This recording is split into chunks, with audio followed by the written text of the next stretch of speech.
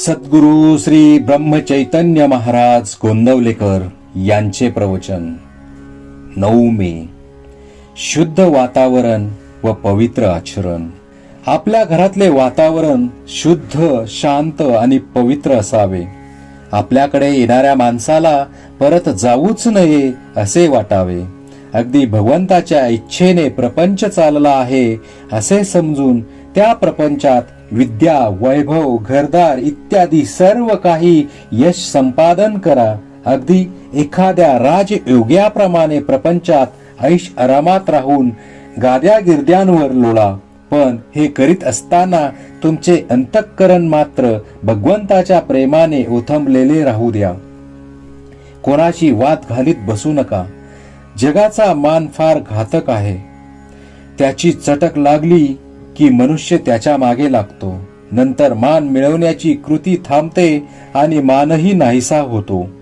जगातले अजिंक्य पुरुष सुद्धा कुठेतरी विषयात गुंतलेले असतात. तिथे त्यांचा घात होतो. जगाला ते भारी असतील पण त्या विषयापुढे त्यांचे काहीच चालत नाही. प्रेमात गुंतू नका. तसे द्वेष मत्सरातही गुंतू नका. दोन्ही सारखेच घातक आहेत.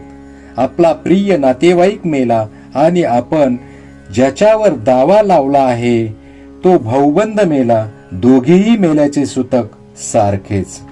त्याचप्रमाणे मनुष्य प्रेमाने गुंतला काय आणि द्वेषाने गुंतला काय, नुकसान सारखेच होते.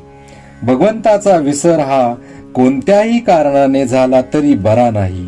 मग प्रपंचात सुख सोयी असल्याने तो होवो किंवा प्रपंचात दुःख झाल्यामुळे होवो, ढोंग बुवाबाजी इत्यादीच्या भानगडीत तुम्ही पडू नका. अगदी काहीही न केलेत तरी चालेल, पण ढोंग मुळीच करू नका. आणि सर्वांनी माझ्यावर कृपा करा.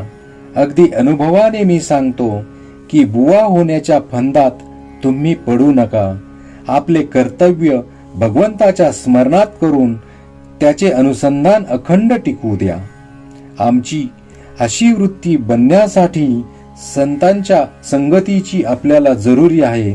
आपण सर्वजण सत्संगतीमध्ये आहोत असे म्हणतो, मग आमची वृत्ती का न सुधारावी? तर संतांना ज्याची आवड आहे ते आम्ही धरले नाही म्हणून आमची वृत्ती सुधारत नाही. श्रीकृष्णाने उद्धवाला ज्ञान देऊन त्याला गोपींकडे पाठविले. भगवंताच्या नामामध्ये त्या रंगून गेल्या होत्या. गोपींचे नामावरचे प्रेम पाहून उद्धवाला आश्चर्य वाटले. नामामध्ये त्यांना भगवंत दिसत असे ते पाहून उद्धवाने देवाला सांगितले, देवा, तू मला ज्ञान दिलेस खरे, पण तुझ्या भक्तीचे प्रेम त्याहून श्रेष्ठ आहे, ते तू मला दे. खरोखर त्या नामाचे महात्म्य देवाच्या वर्णनापेक्षाही कठीण आहे. तुम्ही सर्वजण इथे आला आहात. इथून रामाजवळून काही मागून न्यायचेच असेल तर त्या नामाचे प्रेम तुम्ही सर्वांनी मागा. सर्वांनी नामस्मरण करा आणि आनंदात राहा. राम कृपा करील हा भरवसा बाळगा. आपल्या जीवनात सहजता हवी. सहजतेमध्ये समाधान आहे. श्रीराम जय राम, जय जय राम.